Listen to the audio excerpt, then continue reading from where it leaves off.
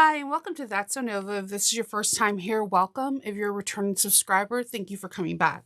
Today, I'm going to I'm going to make a fun project that could be really great for you and the little kiddos.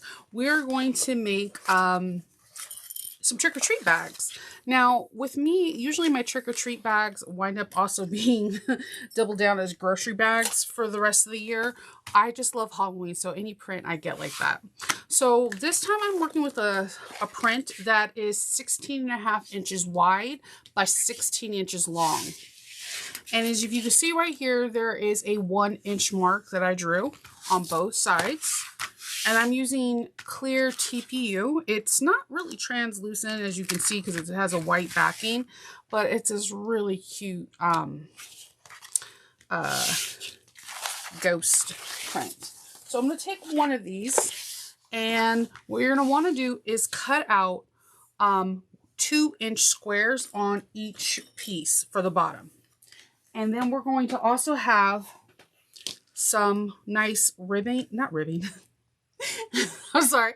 We're going to have some nice webbing, and my webbing is about 17.5 inches long. And I did go through and I singed all the ends really, really well.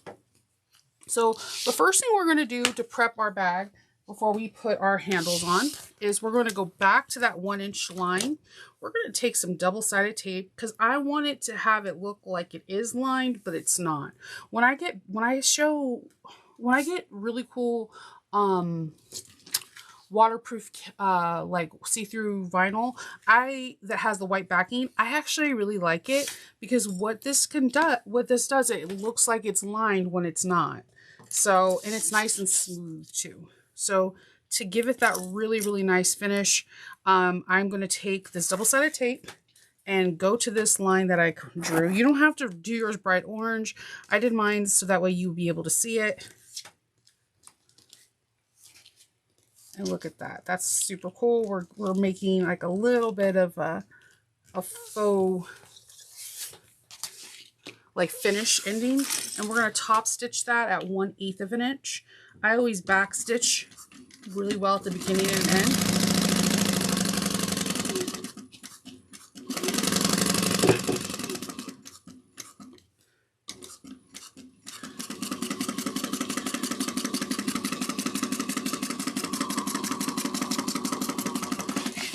All right. Now, this is not going to be like a shoulder bag. It's a trick-or-treat bag. You're usually having your hands out like this, like trick-or-treat. So I just like to fold this in half. And with a chalk pencil, I like to measure 2 inches. Ooh, sorry about that. 2 inches from the center. So while it's folded, I'm just going to get a chalk pencil, draw little marks 2 inches from each other because I want it just wide enough where the kiddos or the adults, because I have friends who still trick-or-treat. We're going to go just down we're going to go right by our 4-inch marks, and we're going to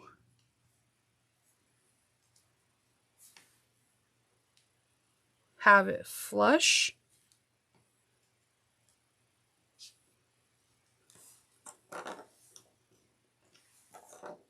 I'm going to bring another clip. And we're going to use a 1/4 of an inch seam allowance and just go flush on this.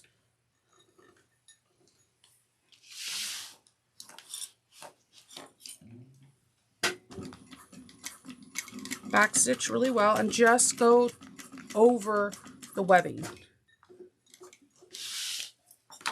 Trim your threads really, really well. And then I'm going to go flush over here.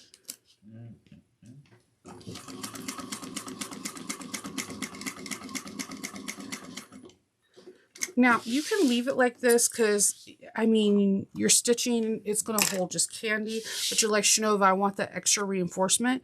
Then what you can do is bring it up to like a 1/2 inch. And then you can go across the top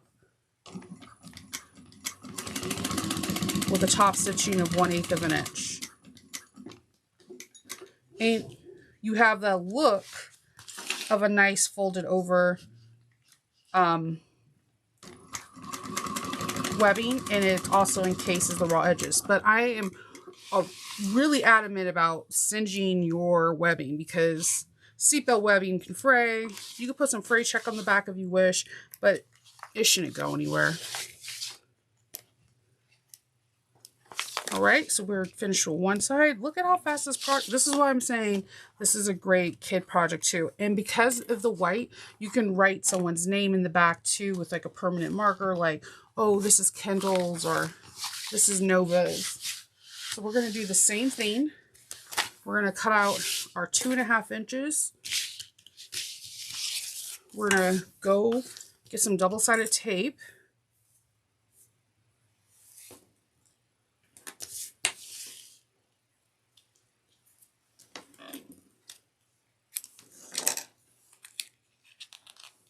And we're going to fold this down on that line.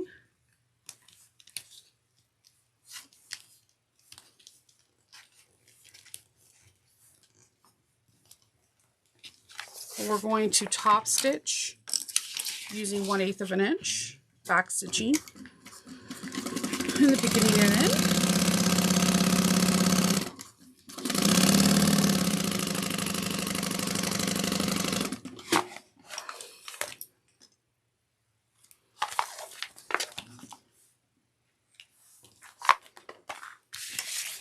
Fold it in half.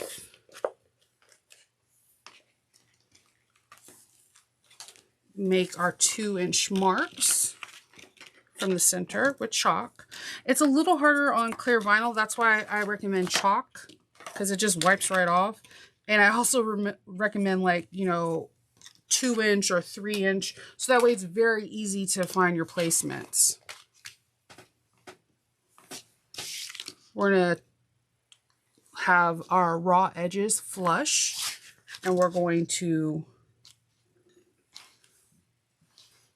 sew this on using 1/8 of an inch. Now you could put also the webbing on the inside. That could be a really cute trick too. Not a treat, but definitely a good trick. Make sure that your webbing isn't twisted.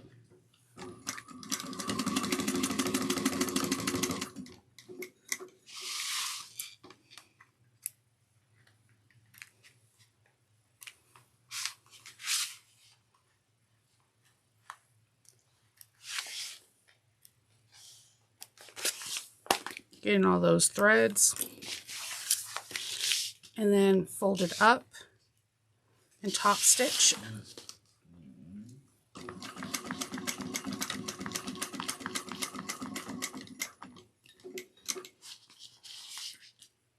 And then we're going to start putting this baby together.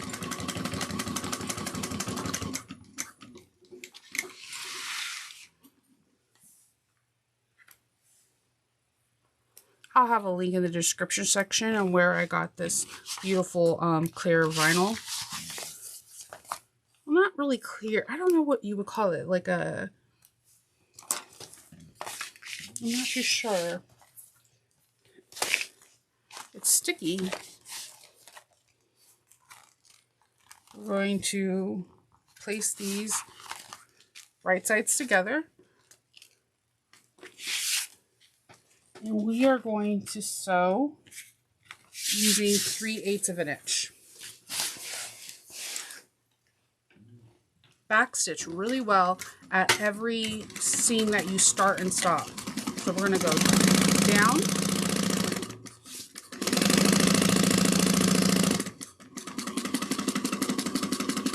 back stitch, and then we're just going to turn and go 3/8 of an inch down.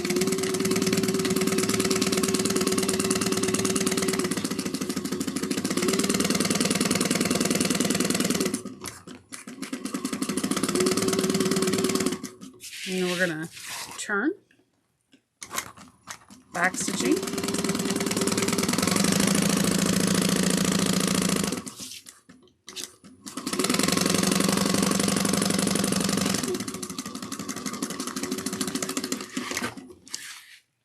We're going to trim our threads.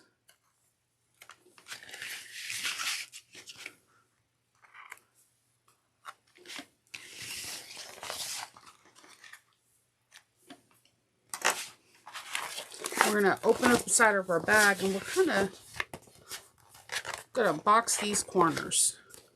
So you put seam to seam, and I like to butterfly the seams open. Put a clip and sew at 3/8 of an inch. Now, if you have where you're afraid the stitches are going to show or seam the seam is going to be too heavy, you can do a second roll of stitching at 1/4 of an inch and it'll be just fine. But I think for candy, you're going to be in the safe. You're going to be in the safe zone. Boxing this other seam, I like to just open up the bag as wide as I can and just box it out.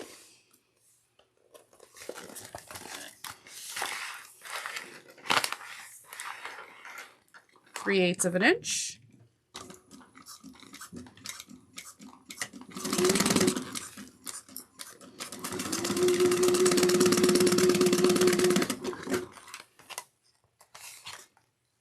Okay, and you can trim down your seams to about 1/8 of an inch if you wish. You don't have to, it's if you wish. And we're going to turn this right side's out. It's kind of sticky, so just be a little patient with it.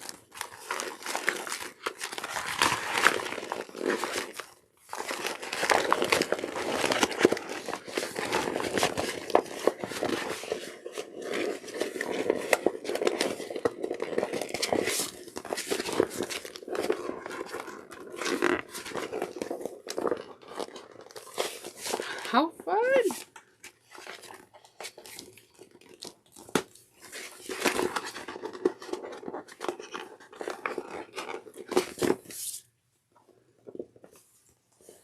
So here you have this gorgeous, look at how cute this is. And when you're done trick-or-treating, and if you don't, this is a perfect thing to have to go pick up, product from your grocery store, like if you're getting milk, eggs, or whatnot. It's nice and waterproof. And if you want to, you could do like a false bottom, like cutting out a cardboard to put it in the bottom so you can hold some milk jugs or juice jugs. But look at how cute this is. It is all done. So again, 16.5 inches tall. I'm sorry, 16.5 inches tall by 16 inches wide, 2-inch cutouts on the box for the box corners, 17.5 inches for the webbing, and folding under you're going to make a 1-inch mark and fold over a 1/2 inch, and you're all done. If you were like, hey, Shnova, I don't want to see like raw edges, you can trim down the edges to 1/8 of an inch and do a French seam. So you would go over this again, top stitching it, and you will see no seams as well. But a trick-or-treat bag like this, the raw edges are not going to fray, and this bag will last a lifetime. So if you have any questions or reference to this bag, please leave a comment down below, and I'll be more than willing to answer any questions for you. Until I see you, I hope everyone has a really awesome day. Like, comment, share if you think it's worthy, hit that notification bell. Talk to you later. Happy sewing. Bye.